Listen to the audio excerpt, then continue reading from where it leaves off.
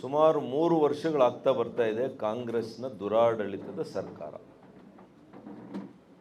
ಈ ಸರ್ಕಾರ ಭ್ರಷ್ಟಾಚಾರದಲ್ಲಿ ಒಂದು ಕಡೆ ಮುಳುಗೊಟ್ಟೋಗಿದೆ. ಅದೇನು ಪ್ಯೂನಿಂದ ಹಿಡಿದು ಪ್ರಿನ್ಸಿಪಲ್ ಸೆಕ್ರೆಟರಿವರೆಗೂ ಕೂಡ ಹಣ ಕೊಡ್ದಿರ ಯಾರಿಗೂ ಪೋಸ್ಟಿಂಗ್ ಇಲ್ಲ, ಹಣ ಕೊಡ್ದಿರ ಯಾರಿಗೂ ಟ್ರಾನ್ಸ್ಫರ್ ಇಲ್ಲ, ಹಣ ಕೊಡ್ದಿರ ಯಾರಿಗೂ ಪ್ರಮೋಷನ್ ಇಲ್ಲ. ಇದು ಒಂದು. ಇನ್ನೊಂದು ಕಡೆ ಏನು ಮಾಡ್ತಾ ಇದ್ದಾರೆ, ಅಧಿಕಾರಿಗಳು, ಚುನಾಯಿತ ಪ್ರತಿನಿಧಿಗಳು ಇವರು ಒಡಂಬಡಿಕೆ ಮಾಡಿಕೊಂಡು ಸರ್ಕಾರಿ ಗೋಮಾಳದ ಜಮೀನುಗಳನ್ನು, ಸರ್ಕಾರದ ಜಮೀನುಗಳನ್ನು ಪಿ ನಂಬರ್ಗಳು ಯಾರು ದ ಮೋಸ್ಟ್ ಪವರ್ಫುಲ್ ಈ ಸರ್ಕಾರದಲ್ಲಿ ಮಂತ್ರಿಗಳು, ಸಚಿವರು ಏನಿದ್ದಾರೆ ಆಯಾ ಜಿಲ್ಲೆಯಲ್ಲಿ,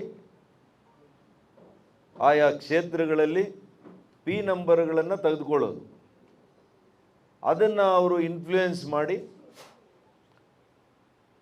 ಅವ್ರ ಹೆಸರಿಗೆ ಅವ್ರು ಮಾಡ್ಕೊಳ್ಳೋದು. ಇದು ಒಂದು ಹೊಸ ಇದು. ಇನ್ನು ಕೆಲವರು ಏನು ಮಾಡ್ತಾ ಇದ್ದಾರೆ, ಜಮೀನುಗಳನ್ನು ಕಡಿಮೆ ದರದಲ್ಲಿ ಜನಗಳ ಹತ್ರ ತೆಗೆದುಕೊಳ್ಳೋದು, ಅದನ್ನು ಇಂಡಸ್ಟ್ರಿ ಮಾಡಿಸ್ತೀವಿ ಅಂತೇಳಿ, ಅದು ನಮ್ಮ ಚಿಕ್ಕಬಳ್ಳಾಪುರ ಜಿಲ್ಲೆ ವಿಶೇಷವಾಗಿ ಶಿಡ್ಲಘಟ್ಟ, ಚಿಂತಾಮಣಿ ಹೆಸರಿಗೆ ಭಾಳ ಅಭಿವೃದ್ಧಿ, ಕೈಗಾರಿಕೆಗಳನ್ನು ತಂದುಬಿಡ್ತೀವಿ, ಸಾವಿರಾರು ಜನರಿಗೆ ಉದ್ಯೋಗ ಕೊಡಿಸ್ತೇವೆ. ಇವರು ಉದ್ಯೋಗ ಕೊಡಿಸೋರು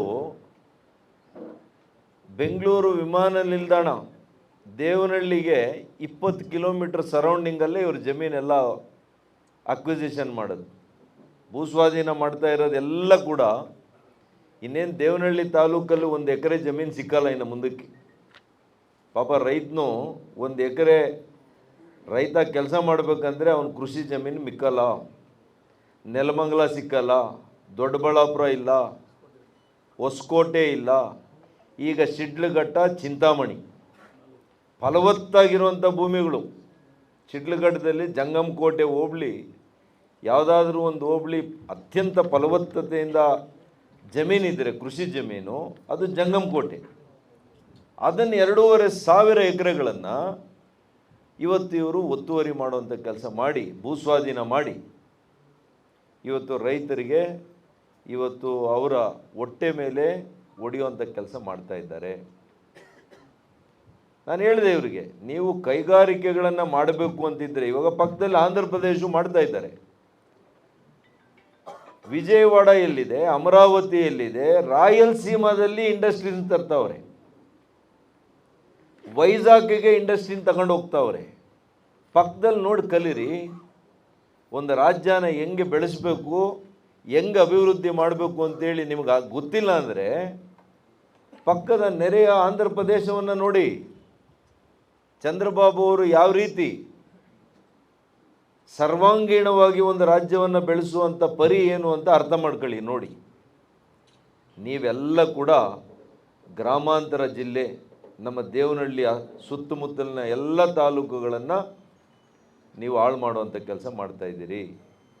ಅದರಲ್ಲಿ ಕೂಡ ನಾನು ಹೇಳ್ತೇನೆ, ಇವರುಗಳೇ ಖರೀದಿ ಮಾಡೋದು, ಇವರೇ KIDBಗೆ ಸರೆಂಡರ್ ಮಾಡೋದು, ಅದು ಒಂದು ದಂಧೆ. ಈಗ ಕಪ್ಪು ಹಣನ ವೈಟ್ ಮನಿ ಮಾಡ್ಕೊಳ್ಳೋ ಅಂತ ಭಾಳ ಸುಲಭವಾಗಿರ್ತಕ್ಕಂಥ ಇದು ಒಂದು ಮಾರ್ಗ ಕಂಡಿಡ್ಕೊಂಡವ್ರೆ.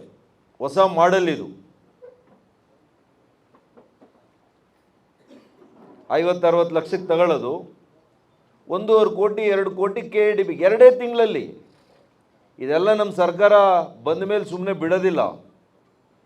ಯಾವ ರೀತಿ ತನಿಖೆ ಮಾಡಿಸ್ತೀವಿ ನೋಡಿ. ಆಮೇಲೆ 3 ತಿಂಗಳಿಂದೆ ರೈತ 30 ವರ್ಷ 100 ವರ್ಷ ಇಟ್ಕೊಂಡಿರುವಂಥ ರೈತ, ಅವನಿಗೆ 50 ಲಕ್ಷ, 3 ತಿಂಗಳಲ್ಲಿ KIDBಗೆ 50 ಲಕ್ಷ ತಗೊಂಡಿರುವಂಥ ಇವನು ದಳ್ಳಾಳಿನೋ ಅಥವಾ ರಾಜಕೀಯ ನಾಯಕನೋ 2 ಕೋಟಿ ಅವನಿಗೆ.